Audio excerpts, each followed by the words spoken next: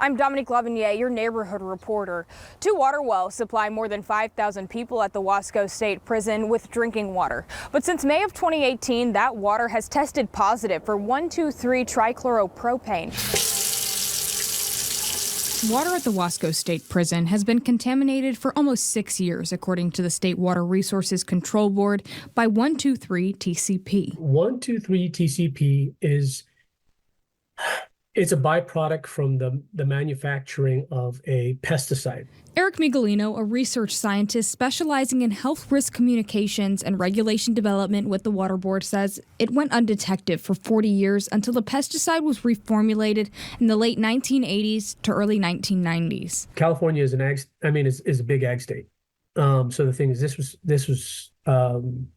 it was used very heavily. That's why Migolino says it's regulated in California under Prop 65, the Safe Drinking Water and Toxic Enforcement Act.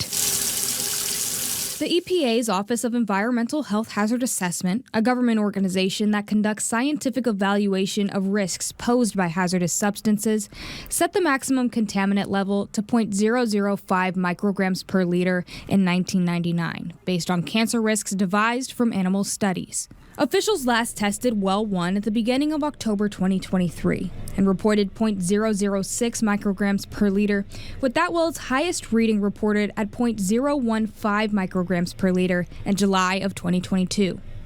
Well 2 test results show 0.012 micrograms per liter at the beginning of July 2023, but this well peaked in April of 2018 with a reading of 0.029 micrograms per liter.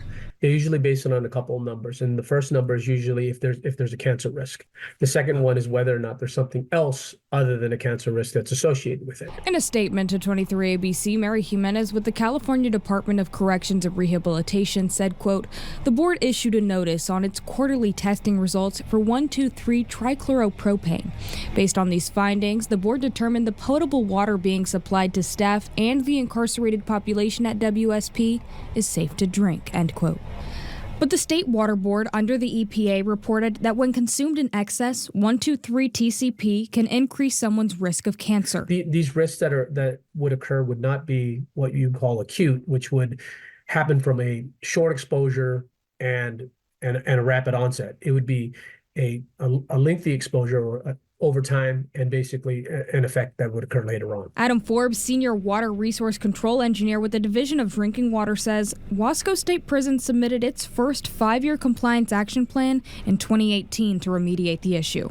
But according to the Water Board, compliance with regulations has been a long time coming, with multiple failed deadlines. Forbes tells 23 ABC the board agreed to their second plan, but, quote, "The prison decided to change the plan again without approval and pursue a permanent solution," end quote, adding the prison is in construction for a centralized granular activated carbon treatment to remove 1,2,3-TCP. 1,2,3-TCP, what makes it very unique is it doesn't break down very easily. So it'll take years and years and years for it to break down. So that's why removing it is very important. I asked CDCR to see the treatment system, but have not heard back. So I reached out to Rafael Molina with Cal Water to get a look at equipment like these treatment vessels, which may be similar to what Wasco State Prison might use to clean out the contaminant. Inside of these vessels is what we call carbon, and there's different types of carbon. Some of it comes from charcoal coal, other comes from coconut shell. Molina tells me the vessels are about 3/4 full of carbon, which filters out unwanted substances from their wells,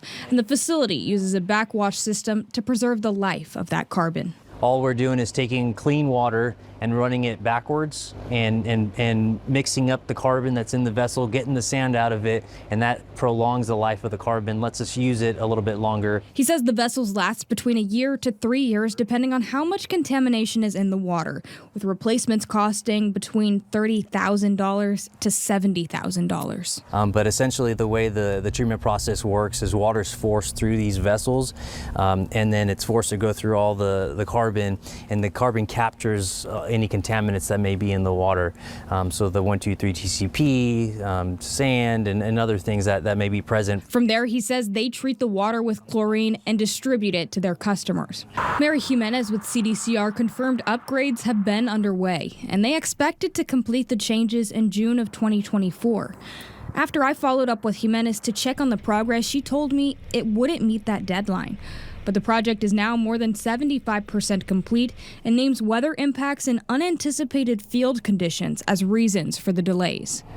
She adds, quote, several inoperable valves have been replaced, filter vessels have been installed, the water treatment plant backwash system has been completed, and the backflow preventer and water line have been installed, end quote. As for the installation process at the prison, Jimenez tells me they expect to complete their upgrades in November of 2024. The documents detailing the specifics of this situation are available on our website, turn23.com. For 23 ABC News, I'm Dominique Lavigny, your neighborhood reporter.